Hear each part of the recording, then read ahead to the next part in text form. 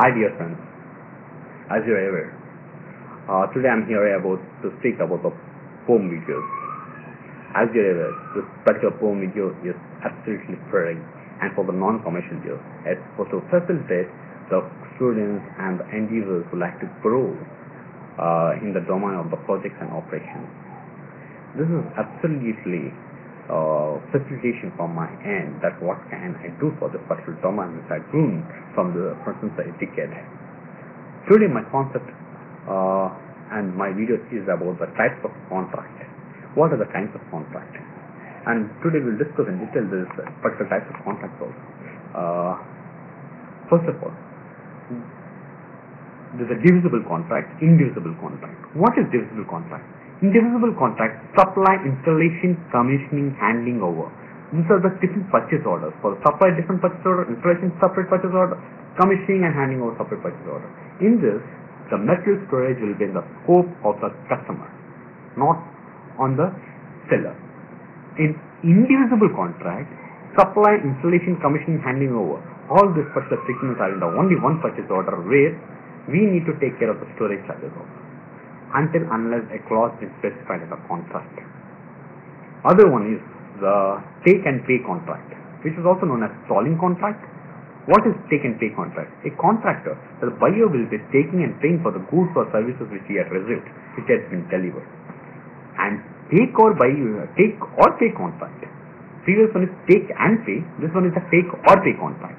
In take or pay contract, it's a contractual term where if a buyer doesn't like to give the seller, if there is a deletion of the scope, he can delete at any particular time for the services which not been given to him. So this is the difference. In the take and pay contract, buyer needs to give if the seller gives it. But in take or pay contract, there is always a scope of deletion. If there is a scope deletion, yes, there is a chance.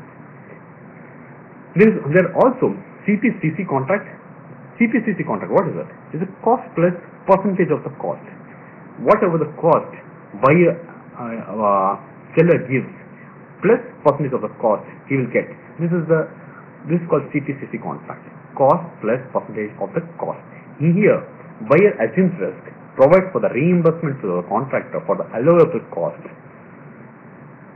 CPFF contract. What is CPFF? Cost plus fixed fee. Seller assumes some cost plus fixed fee.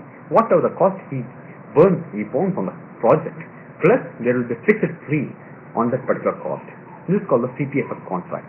Here, seller has got moderate risk, but buyer has got high risk, because he is not aware what the cost that the seller will be having. That's the issue on this. The CPIF contract is a cost plus incentive fee. Cost plus incentive fee. Here, seller is paid for allowable performance cost along with a predetermined fee and incentive bonus. That is called CPIF contract. Cost plus incentive fee. SPIF contract. Fixed price incentive fee. This is something kind of a lump sum, but not exactly. It's the most complex type of contract, which is composed of a target cost, target profit, target price, ceiling price, and share ratio. This is called SPIF contract. There is also FFP contract, firm fixed price. This is also, we can consider it as a lump sum contract. It's an agreement where the contractor agrees to furnish supplies or service at a specific price that is not subject to adjustment because of the performance cost. It is best reasonably suitable for the production specifications, and costs are relatively certain. Lump sum contract. Lump sum contract can also be called firm fixed price. T&M contract is a time and materials contract. It's a hybrid type of contractual agreement that contains aspects of the both cost reimbursable plus fixed price type adjustment based upon performing a prescribed amount of work previously agreed upon between the seller and the buyer, that is the customer and the contractor. Where the seller is paid for amount of time it takes to accomplish the work, the seller also provides but is reimbursed for the materials to complete the work. Turnkey contract. This is a term used in the construction especially, where the contractor has got contractual responsibility to build and hand over the client, the customer, a completed and a tested plant, the tested project operating to specification. the contractor is totally responsible for all the activities from the design to the final completion of the project. EPC contract is the engineering, procurement, supply and construction. The contract which comprises of engineering, procurement, supply, construction. EPSCC contract, engineering, procurement, supply, construction and commissioning. Now coming to the framework contract. Framework contract is a kind of contract which is between a contracting authority and an economic operator for the purpose of laying down the essential terms governing a series of specific contracts to be awarded in a given period. The contracting authority may also conclude multiple framework contracts, which are separate contracts with identical terms awarded to a number of suppliers or service providers for the same project to attain the objective of the project.